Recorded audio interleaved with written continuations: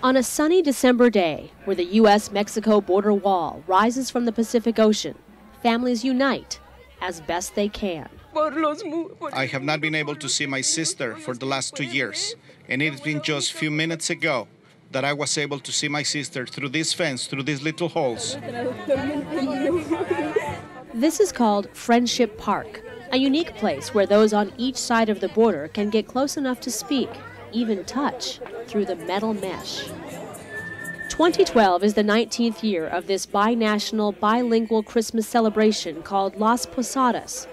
Posada means lodging, and it represents Mary and Joseph's attempt to find a place where they are welcome, where there's room for those from another land.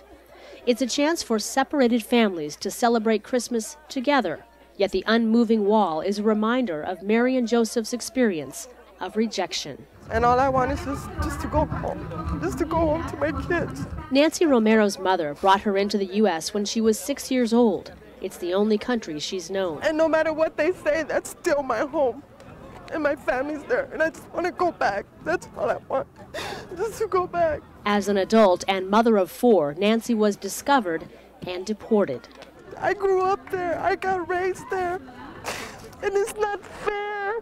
The stories and the tears are plenty. Las Posadas remind us that God indeed does stand with the fullness of God's compassionate heart with those who suffer. United Methodist Bishop Minerva Carcano says it's important for Christians to stand for justice for these families. This is an event that brings light to the issue of broken immigration laws and the suffering of immigrant men, women, and children.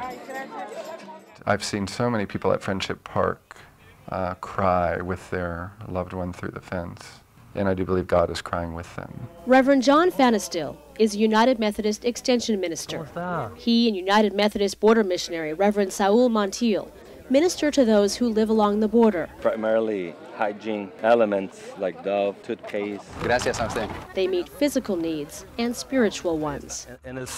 Every Sunday they offer communion for families on each side of the wall. And we hope that one day the world will come into one world, one table and one Lord.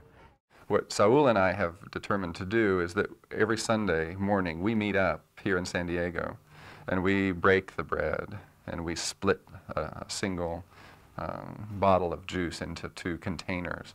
And then one of us travels to the Mexican side and one of us travels to the U.S. side of Friendship Park.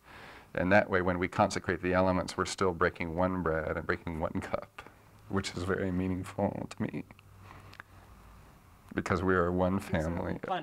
This is one bread. Ese es un pan solamente. If this is one body. It is our responsibility to express to the world that we Methodists care for those who suffer, that we Methodists are in solidarity with families who have been deported from the U.S. and they are suffering right now the separation, the absences of their loved ones. This gives me hope, at least. I'm so close to my kids. And that's all I want, is just to see my kids one more time. But they will be able to touch.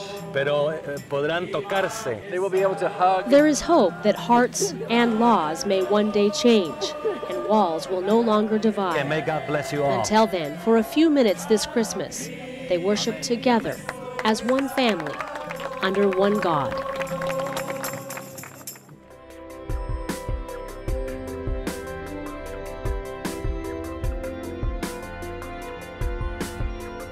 This video was brought to you by the people of the United Methodist Church through World Service donations.